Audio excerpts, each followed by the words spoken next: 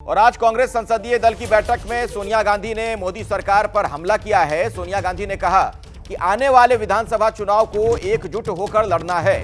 Budget में युवा और किसान की अनदेखी की गई। तो संसदीय दल की जो बैठक हुई थी उसमें सोनिया गांधी ने ये तमाम बातें कही हैं। बेरोजगारी और महंगाई से देश परेशान है। सरकार जनगणना भी नहीं करना चाहती है ताकि SC/ST समाज के लोगों का सही आंकड़ा सामने आए। तो चुनाव में नंबर घटने से भी मोदी सरकार ने सबक नहीं लिया। ये तमाम बातें सोनिया गांधी की तरफ से कही गई हैं संसदीय दल की बैठक में। सोनिया गांधी ने यह भी कहा कि सरकार भेदभाव और लोगों के बीच नफरत फैला रही है। सरकारी कर्मचारियों को RSS की सदस्यता लेने की मंजूरी दी गई, जो बीजेपी की वैचारिक संस्था है। सोनिया ने इस दौरान अपने संबोधन में यह बात रखी कि शिक्षा व्यवस्था को भी मोदी सरकार में भारी नुकसान हुआ। शिक्षण संस्थाओं की स्वायत्तता से भी समझौता किया गया है। लगातार हो रहे आतंकी हमले भी सरकार की नाकामी को दिखा रहे हैं। इन तमाम बातों का उल्लेख संसदीय दल की बैठक में सोनिया गांधी की तरफ से ये बातें कही गई।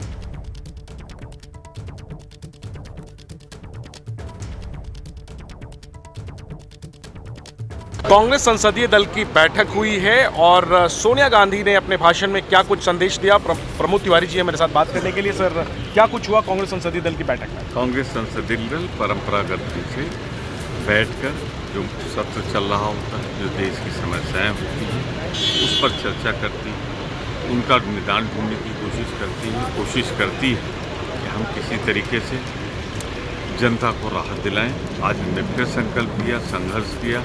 महंगाई, बेरोजगारी, रेल दुर्घटनाएं, जो जन समस्याओं से कोई सरोकार नहीं, सांप्रदायिक बनाने की कोशिश हो रही। कांग्रेस एकजुट होकर उसके खिलाफ सदन के अंदर लड़े। सर, हमने देखा बजट पर चर्चा के दौरान अनुराग ठाकुर ने हालांकि नाम तो नहीं लिया राहुल गांधी का, लेकिन सीधे तौर पे कह दिया कि जाति जनगणना की मांग करने वालों की अपनी जाति का पता नहीं है। उस भाषण को खुद प्रधानमंत्री ने सोशल मीडिया पर साझा किया है। क्या इस पर आप कहेंगे? अनुराग ठाकुर का बयान घटिया, सतही, असंसदीय, उनकी खिसियाहट। अब मंत्रिपरिषद से वो निकाल के बाहर कर दिए गए, तो मोदी ने निकाला है, इसमें राहुल गांधी का है।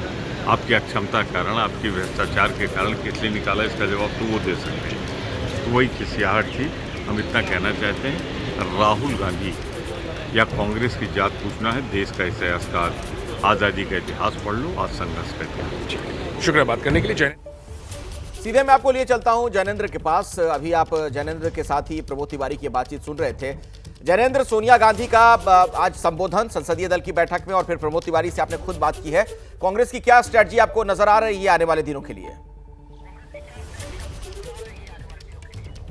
देखिए, साफ तौर पर बजट सत्र के दौरान ये कांग्रेस संसदीय दल की पहली बैठक थी और जिसकी अध्यक्षता करते हुए सोनिया गांधी ने सरकार पर तीखा हमला बोला। एक तो उन्होंने बजट को जन विरोधी बताया और कहा कि इसमें किसानों और युवाओं की मांगों को नजरअंदाज किया गया है। लोग महंगाई और बेरोजगारी से परेशान हैं, लेकिन सरकार अपनी दुनिया में मगन है। इसके अलावा जो बीते दिनों में अहम मुद्दे रहे हैं, चाहे वो यूपी में कांवड़ पथ पर नेम प्लेट लगाने का मुद्दा हो या फिर RSS की गतिविधियों में अधिकारियों के भाग लेने पर लगे बैन को हटाने का मुद्दा, सोनिया गांधी ने कहा कि ऐसा लगा था कि मोदी सरकार जो है लोकसभा चुनाव के नतीजों से सबक सीखेगी, लेकिन ऐसा कुछ नहीं हुआ है। सरकार अपने विभाजनकारी एजेंडे पर जो है वो कायम है। RSS पर बैन हटाए जाने पर भी सोनिया गांधी ने ऐतराज जताया और कहा कि सीधे तौर पर सबको पता है कि RSS बीजेपी की जो है वो वैचारिक जमीन है। तो कुल मिलाकर के इसके साथ ही अगर हम बात करें तो सोनिया गांधी ने आगामी 4 राज्यों के विधानसभा चुनावों के मद्देनजर ये संदेश दिया कि कमर कसनी चाहिए अभी से। उन्होंने कहा कि माहौल हमारे पक्ष में है, लेकिन अति आत्मविश्वास में नहीं पड़ना है। हमें एकजुट होकर चुनाव में जाना है और अगर हमने अच्छा प्रदर्शन किया इन राज्यों में तो राष्ट्रीय राजनीति पर इसका बड़ा असर पड़ेगा। साफ तौर पर संदेश दिया कि अगर 4 राज्यों में बेहतर प्रदर्शन कांग्रेस और इंडिया गठबंधन करता है तो फिर केंद्र के स्तर पर जो है वो एक नए समीकरण जो है वो बन सकते हैं। और इसके अलावा जिस तरीके से पिछले दिनों में पेपर लीक का मामला हुआ उस पर निशाना साधा। जम्मू कश्मीर को लेकर के चिंता जताई सोनिया गांधी ने और कहा कि तमाम घटनाएं बीते कुछ दिनों में ही 11 घटनाएं हो चुकी हैं। मणिपुर को लेकर के प्रधानमंत्री के अब तक का जो दौरा नहीं हुआ है उसको लेकर सोनिया गांधी ने निशाना साधा। तो कुल मिलाकर के सीधा हमला बोला मोदी सरकार पर और अपने सांसदों को आगामी विधानसभा चुनाव के बेहतर परिणाम के लिए अभी से कमर कसने की अपील भी की। बिल्कुल। और देखिए, सोनिया गांधी के बयान पर बीजेपी ने भी पलटवार किया है। बीजेपी के सांसद BL वर्मा ने कहा कि कांग्रेस विपक्ष में है, विपक्ष में रहेगी। तो आपको बता दें, ये बीजेपी ने पलटवार किया है सोनिया गांधी पर। बीजेपी ने ये बयान दिया है। दरअसल संसदीय दल की बैठक में जो बातें कही थी सोनिया गांधी ने, उसी को लेकर बीजेपी की प्रतिक्रिया सामने आ रही है। संसदीय दल की बैठक के दौरान कांग्रेस सोनिया गांधी ने कहा है कि अगर आगामी विधानसभा चुनावों में हम बेहतर प्रदर्शन करेंगे तो केंद्र की राजनीति पर भी असर पड़ेगा। बीएल वर्मा जी हमारे साथ में है। वर्मा जी, सोनिया गांधी कह रही हैं कि केंद्र की राजनीति पर असर पड़ेगा अगर हमने बेहतरीन प्रदर्शन किया इन चुनावों में। देखिए, सोनिया गांधी जी और राहुल गांधी क्या कहते हैं, लेकिन देश की जनता जो गति में माना जाता है, ये मैं कह सकता हूँ कि 2014 हो, 2019 हो, 2024 हो, तीनों मिलाकर के भी भाजपा के बराबर नहीं पहुँचे हैं। तो इसलिए इनके ख्याली जो बुलाव है, ये सपने हैं, ये देखते रहेंगे, लेकिन होने वाला नहीं है। भारतीय जनता पार्टी लगातार आगे बढ़ी। लेकिन उनका साफ तौर पर यही कहना है कि पिछले जो चुनावों के जो नतीजे हैं वो उत्साहवर्धक हैं और आगामी विधानसभा चुनावों पर पूरा जोर देने की जरूरत है, यानी कि तैयारी पूरी है चुनौती देने की। 36 दल मिलाकर के भी भाजपा के अकेले नहीं पहुंचे हैं। अगर उनके लिए यही चुनाव नतीजे उत्साहवर्धक हैं तो ऐसे ही विपक्ष बैठे रहे, भाजपा सत्ता में रही। देखिए, जाति को लेकर कैसे सियासी घमासान और बढ़ गया है। अखिलेश यादव का बीजेपी पर बड़ा हमला। जिसे जाति जाननी है वो बाबा साहब को पढ़ें। जाति जनगणना होनी चाहिए, अखिलेश यादव का ये बड़ा बयान। उन्होंने ये भी कहा कि पीडीए से बीजेपी घबराई हुई है। जाति का सवाल बहुत पुराना है, मैं उन बातों में नहीं जाना चाहता हूं।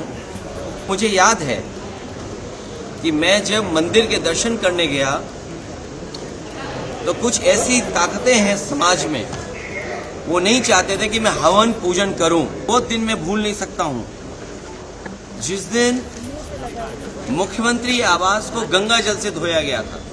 मुझे कोई आज समझा दे, कोई जागरूक समझदार इंसान मुझे ये समझा दे कि किसी मुख्यमंत्री के घर को गंगा जल से कैसे साफ किया जा सकता है। अनुराग ठाकुर जी को कहा गया है कि 99 बार गाली खा करके आओ आप सदन में, तब आप मंत्री बनोगे। दरअसल बजट पर चर्चा के दौरान मंगलवार को बीजेपी के सांसद अनुराग ठाकुर ने राहुल गांधी के भाषण को आड़े हाथों लिया। इस दौरान जाति की बात निकली, हंगामा हुआ, वार हुआ, पलटवार हुआ। तो आपको हम सुनाते हैं कि आखिर कल लोकसभा में क्या क्या कहा गया था और क्या सुना गया। जिसकी जात का पता नहीं वो गन्ना की बात करता है।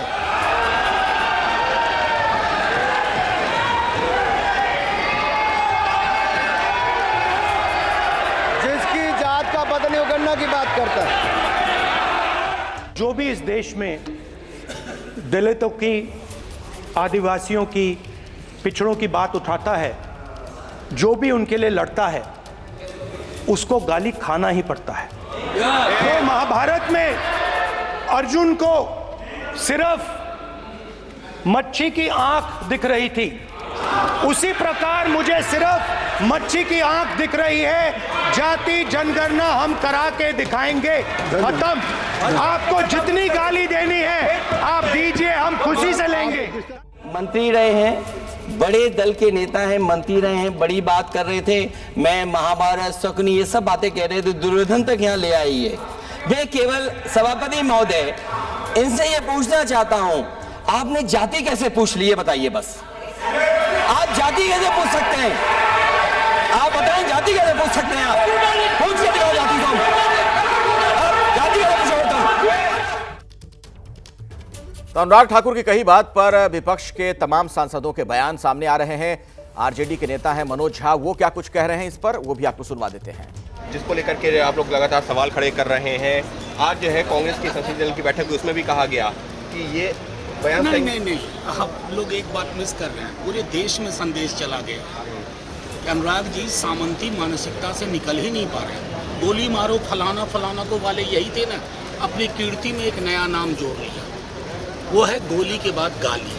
और प्रधानमंत्री जी ने रीट्वीट करके ये साबित कर दिया कि वो जातिगत जनगणना के मुद्दे पे अनुराग ठाकुर के साथ हैं। ये हमारे देश के प्रधानमंत्री हैं जो भैंस, मंगलसूत्र, मुजरा, टोटी काट लेगा, बिजली काट देगा, पर बोलेंगे जातिगत जनगणना पर नहीं बोलेंगे। मैं तो कहूँगा प्रधानमंत्री जी आईना बराबर लेकर चलिए। बस आखिरी सवाल, क्या आने वाले दिनों में आप लोग इसको भी ये देश बना रहा है भाई, क्यों परेशान है आप लोग? सीधे मैं आपके लिए चलता हूं, मेरे साथ जैनेंद्र लगातार जुड़े हुए हैं, मेरे सहयोगी। जैनेंद्र, जो बातें अनुराग ठाकुर ने कही उस पर राहुल गांधी ने पलटवार भी किया और कुल मिलाकर विपक्ष के नेताओं के बयान भी आप देखिए तो ऐसा लग रहा है कि विपक्ष के लोग इस पर फ्रंट फुट पर नजर आ रहे हैं।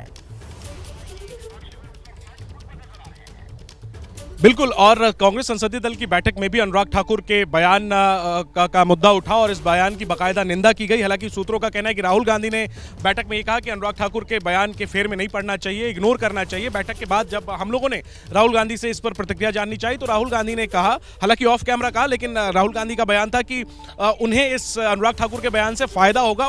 राहुल ने कहा कि भारतीय राजनीति में जिसे गाली दी जाती है उसका फायदा होता है। तो साफ तौर पर अनुराग ठाकुर ने कहीं ना कहीं सेल्फ गोल किया है। कि उनके बचने की जगह सिर्फ इतनी है कि उन्होंने राहुल गांधी का नाम नहीं लिया और यही दलील वो दे रहे हैं कि उन्होंने किसी का नाम नहीं लिया। लेकिन सबको पता है कि अनुराग ठाकुर का निशाना क्या था और उन्होंने क्या, उनकी मंशा क्या थी। और कांग्रेस को इसमें कहीं ना कहीं राजनीतिक फायदा नजर आ रहा है। उन्हें लगता है कि राहुल गांधी को इससे सहानुभूति मिलेगी और यही वजह है कि इस मसले को जोर शोर से उठाने की तैयारी। हालांकि खुद राहुल इस मसले को तूल नहीं देना चाहते। हालांकि सदन में उन्होंने कल कहा था कि ये उनका अपमान है, लेकिन उन्होंने कहा कि चाहे जितना भी उन्हें अपमानित किया जाए वो जाति जनगणना का मुद्दा नहीं छोड़ने वाले। इन सबके बीच एक अपडेट यह है अखिलेश कि कांग्रेस पार्टी इस मुद्दे पर विशेषाधिकार हनन का नोटिस लाने की तैयारी में है और इसको लेकर के अंदर खाने विचार चल रहा है कि अनुराग ठाकुर के खिलाफ प्रिविलेज मोशन, और चूंकि उनका भाषण प्रधानमंत्री ने सोशल मीडिया पर शेयर किया तो प्रधानमंत्री के खिलाफ भी विशेषाधिकार मोशन लाने की तैयारी कांग्रेस के अंदर खाने की जा रही है। जी बिल्कुल, तो एक बड़ी जानकारी जैनेंद्र दे रहे हैं कि विशेषाधिकार हनन का नोटिस दे सकती है विपक्ष की तरफ से, दिया जा सकता है कांग्रेस की तरफ से।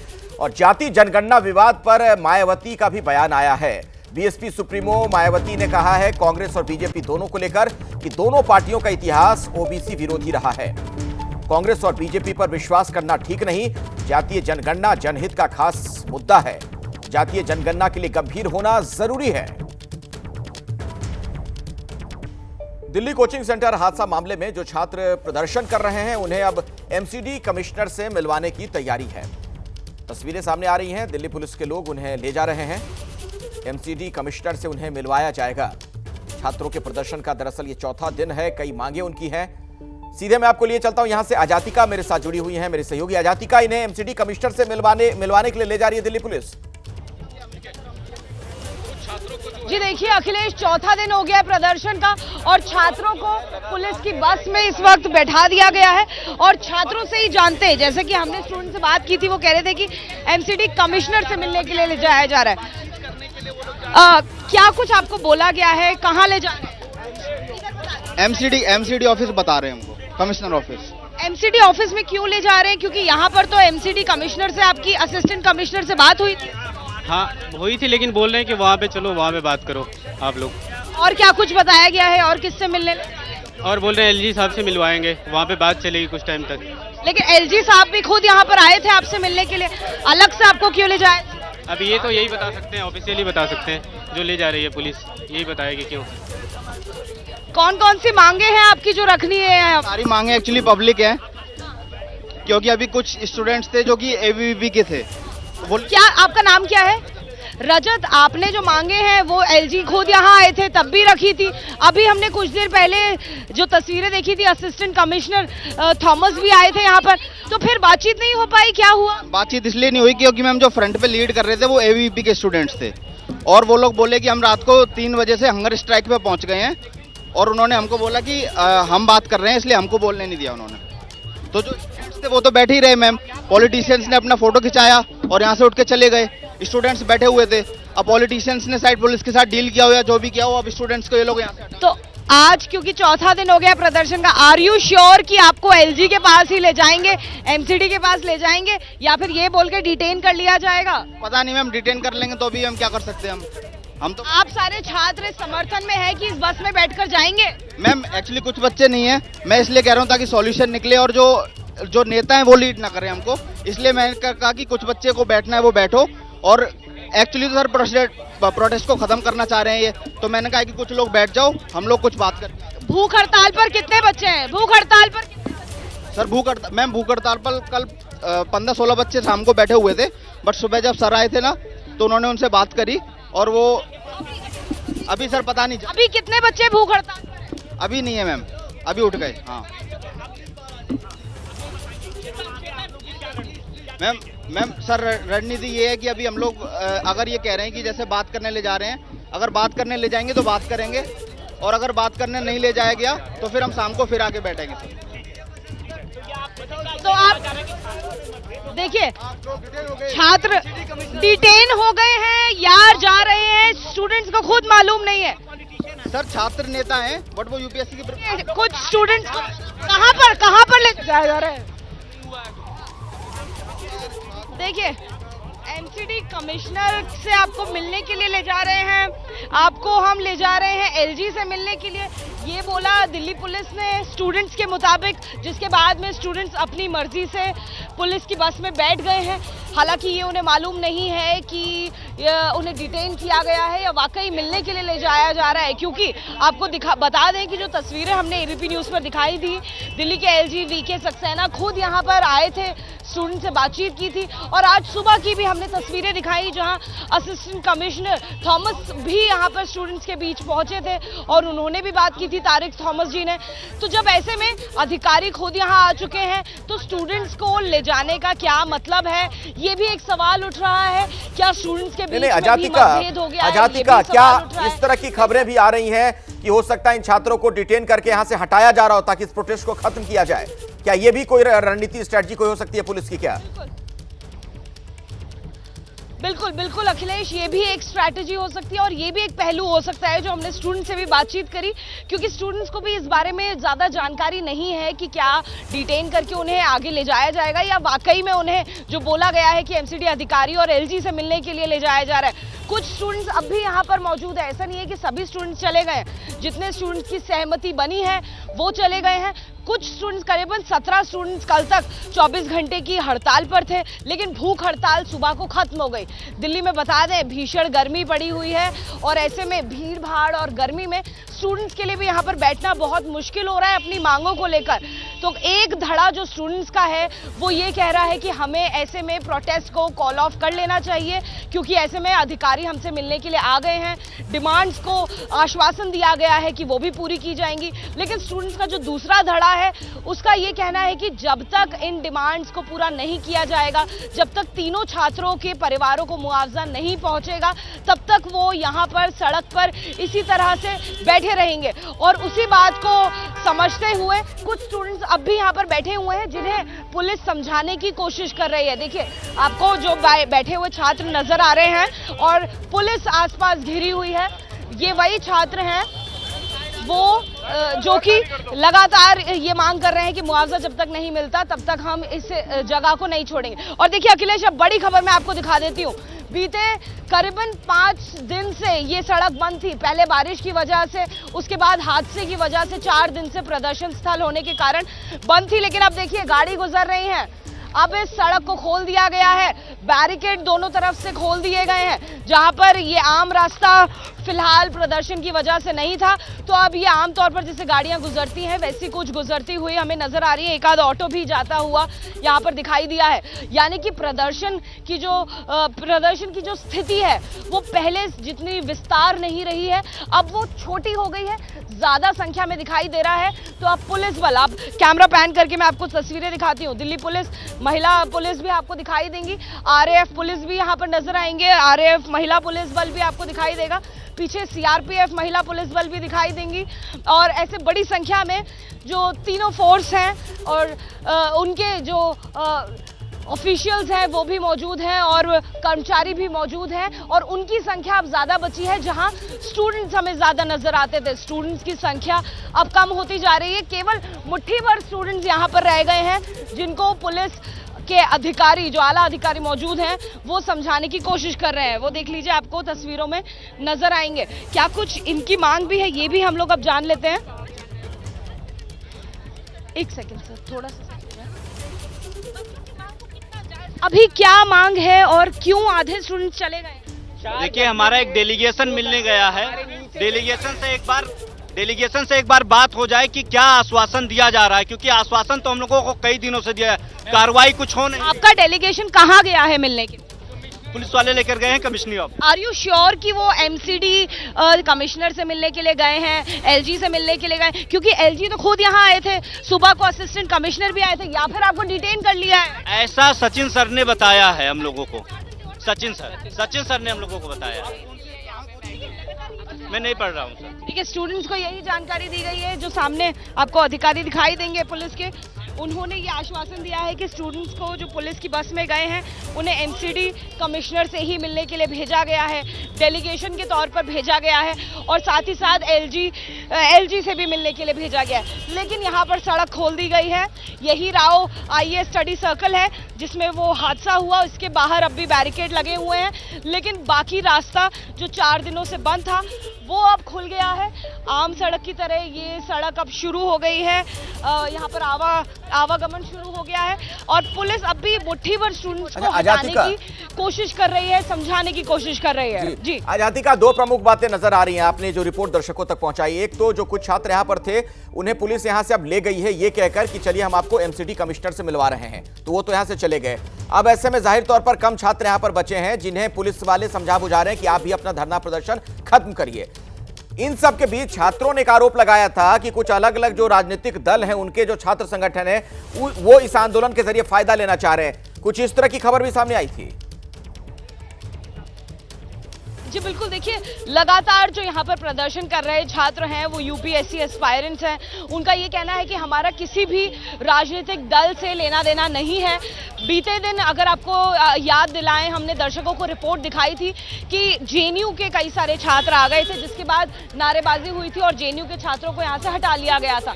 उसके बाद में कुछ मुट्ठी भर छात्र एबीवीपी के भी समर्थन करने के लिए पहुंचे थे, यूपीएससी छात्रों के साथ सिंपैथी दिखाने के लिए, सहानुभूति दिखाने के लिए पहुंचे थे, लेकिन उनको भी इन छात्रों ने इस जगह से हटा दिया, ये कहते हुए कि हमें इस मामले में कोई भी पॉलिटिसाइजेशन नहीं चाहिए, कोई भी राजनीति का एंगल नहीं चाहिए, हमें केवल अपने मुद्दों को लेकर और अपने स्टूडेंट्स के बीच में ही इस मुद्दे को लेकर बातचीत करनी है, हमें इसे पॉलिटिकल लेवल पर नहीं पहुंचाना है, जहां जो पूरा पहलू है, जो पूरा पेच है वो केवल राजनीतिक गलियारों में फिर बातचीत में बढ़ जाता है। अब मैं अखिलेश आपको दूसरी बड़ी खबर भी यहाँ पे दे दूं।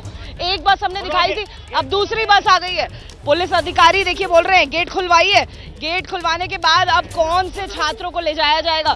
क्या वो मुट्ठी भर छात्र जिनसे अभी हमने बात की थी वो इस बस में बैठेंगे? क्या वो खुद अपनी मर्जी से बैठेंगे? वो हम जान लेते हैं। कमिश्नर के पास ही जा रहे हैं, ऐसा तो नहीं डिटेन कर रहे हैं? अरे इसमें नहीं, बस में गाड़ी। देखिए क्या ये पुलिस का एक स्मार्ट मूव है कि डिटेन करने के लिए? He has volunteered to go to Honorable MCD Commissioner Office to talk. He has volunteered? Yes. Are you saying कि आप यही बोल रहे हैं? Anything else? Saying on record कि ऐसा ही है? Not yes. I'm saying on record ऐसा ही है. Okay. तो देखिए ऑन रिकॉर्ड पुलिस अधिकारी ये बोल रहे हैं। पुलिस अधिकारी सचिन शर्मा जी ये ऑन रिकॉर्ड बोल रहे हैं कि वो केवल पुलिस जो है वो पुलिस बस में लेकर स्टूडेंट्स को एमसीडी कमिश्नर के पास ले जा रही है। साथ ही साथ ऑन रिकॉर्ड ये भी बोल रहे हैं कि एलजी से मिलने के लिए ले जाया जा रहा है। ये बात सचिन शर्मा जी ने ऑन रिकॉर्ड बोली है। बोल रहे हैं बस। जी लखनऊ में यूपी पुलिस का पेपर लीक हुआ था, वो हम लोग किए थे।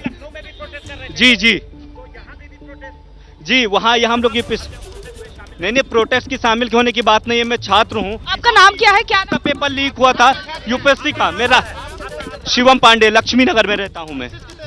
यूपीएससी की तैयारी कर रहा हूँ मैं। लखनऊ में मेरा ग्रेजुएशन चल रहा था, यूपी पुलिस का पेपर लीक हुआ था तब मैं आया था।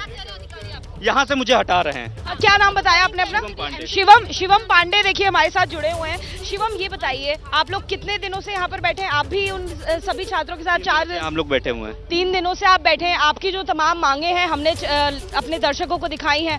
आपकी मांगे जब तक पूरी नहीं होती आपने कहा कि यहाँ से आप हिलेंगे नहीं, भूख हड़ताल चलेगी। अब वॉलंटरीली आप लोग क्यों पुलिस की बस में बैठ रहे हैं? ऐसी क्या मजबूरी हुई? हटा रहे हैं वहाँ से तो हम लोग हट रहे हैं, क्या करें।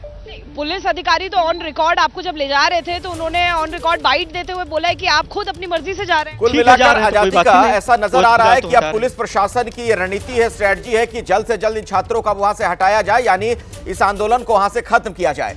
दिल्ली में राजेंद्र नगर के राउज आईएएस कोचिंग में 3 छात्रों की मौत हुई और उसके बाद अब तक जो कुछ भी हुआ उसे देखते हुए समझते हुए सिर्फ राजेंद्र नगर ही नहीं बल्कि पूरी दिल्ली में फैले कोचिंग सेंटर्स के मकड़जाल की पड़ताल जरूरी है। तो आप देखिए मेरे सहयोगी अहमद बिलाल की दिल्ली में सीए कोचिंग हब कहे जाने वाले लक्ष्मी नगर से ये ग्राउंड रिपोर्ट। राजेंद्र नगर में जिन लापरवाहियों की वजह से 3 यूपीएससी अभ्यर्थियों की जान चली गई, क्या दिल्ली के अलग अलग इलाकों में भी वैसी लापरवाहियां कोचिंग संस्थानों में बरती जा रही है? इसका जायजा लेने के लिए एबीपी न्यूज़ की टीम इस वक्त दिल्ली के लक्ष्मी नगर इलाके में मौजूद है और यहाँ पर चार्टर्ड अकाउंटेंट का हब जो है वो दिल्ली में ये इलाका माना जाता है। हमारे साथ कुछ कोचिंग के जो छात्र हैं वो यहाँ पर मौजूद हैं और हम इनसे जानेंगे। आप लोगों ने राजेंद्र नगर में जो हादसा हुआ उसकी खबर देखी, पढ़ी, सुनी? देखी। क्या आया ज़हन में? डर लगा थोड़ा सा, मतलब लाइब्रेरी वगैरह जाने में, क्योंकि जो नई वाली लाइब्रेरीज बन रही है वो तो ऊपर की हैं, बाकी पुरानी जो हैं वो सारी कुछ तो बेसमेंट्स में हैं। क्या आपके इलाके में भी ऐसी कोचिंग संस्थान है या ऐसी बिल्डिंगें हैं जिनकी क्लासेस या लाइब्रेरी बेसमेंट में है? कोचिंग ट्यूशन का तो नहीं पता, बट लाइब्रेरीज का हाँ पता है, क्योंकि लाइब्रेरीज हमने जाते हुए, मतलब ऐसा कोई डायरेक्टली नहीं पता है, जैसे हमने लाइब्रेरी ज्वाइन नहीं कर रखी है, ऐसा जाते आते टाइम पता चल जाता है कि कौन सी बेसमेंट में है, कौन सी बेसमेंट के ऊपर। हाँ, इसका मतलब आप लोगों को जान का भी डर लगा रहता होगा? हाँ जी, जैसे हमारी कोचिंग में भी सीढ़ियाँ होती हैं, मतलब सीढ़ियों जाने वहाँ पे डर रहता है कि पैर फिसले, अगर कुछ ऐसी स्थिति हो तो। और लोकसभा की कार्यवाही अभी शुरू हो गई है, सीधे आपको लिए चलते हैं।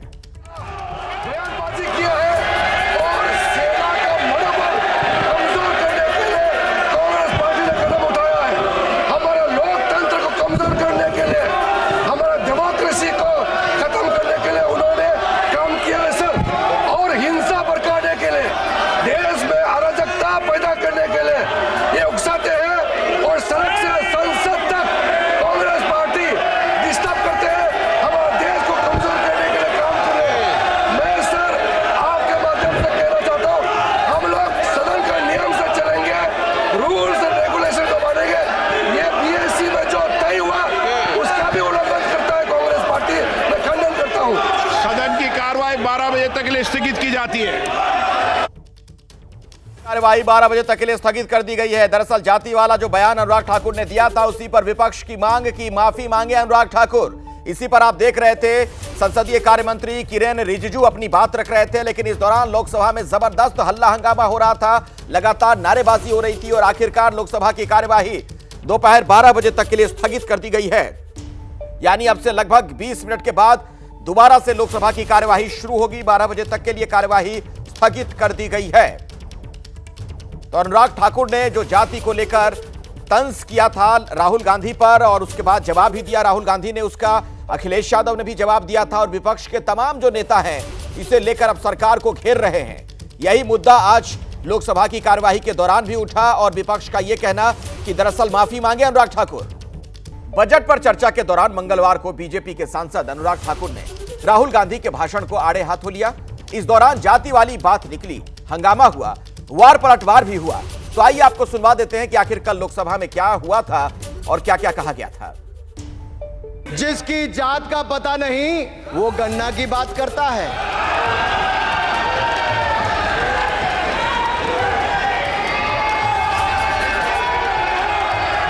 जिसकी जात का पता नहीं वो गन्ना की बात करता है।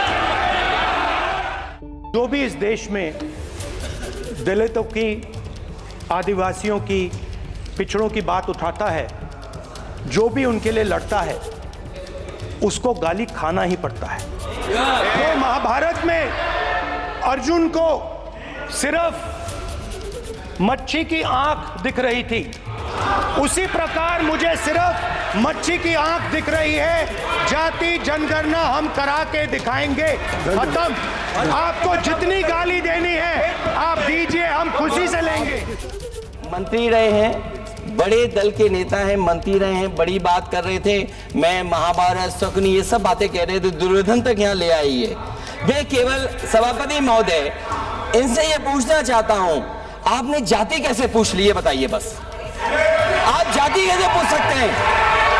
आप बताएं जाति कैसे पूछ सकते हैं? आप पूछ के दिखाओ जाति को, जाति कैसे पूछो? तो जाति के मुद्दे पर किस तरीके से सदन में हल्ला हंगामा हुआ और आज भी उसी तरह की तस्वीर देखने को मिली है। हालांकि लोकसभा की कार्यवाही 12 बजे तक के लिए स्थगित कर दी गई है, लेकिन थोड़ी देर पहले क्या कुछ हुआ आप देखिए। माननीय सदस्य यहां पर तख्ती लेकर नहीं आएगा और मैं आपसे आग्रह करता हूं ये गलत तरीका, गलत परंपराएं आप नहीं पालें। ऐसे सदन चलने वाला नहीं है। आप नियोजित तरीके से सदन में गतिरोध करना चाहते हैं। आपने सारे विषय उठाए, जिन मुद्दों का आपने उठाया, उन मुद्दों ने उनको उठाया। अगर कोई मानो नहीं, आपके पास कोई मुद्दा नहीं है, आप नियोजित तरीके से सदन को गतिरोध करना चाहते हैं। संसदीय कार्य मंत्री जी नहीं चलेगा। विपक्ष का रवैया आज के इस सदन में जो कर रहे हैं, मैं उसको खंडन करना चाहता हूं। कांग्रेस पार्टी, श्री राहुल गांधी और पूरा कांग्रेस पार्टी सुबह शाम रात जाति जाति जाति करते रहते हैं और यहाँ जाति पूछने पर सवाल खड़ा करता है। कांग्रेस पार्टी ने आज ऐसा काम किया है देश को कमजोर करने के लिए।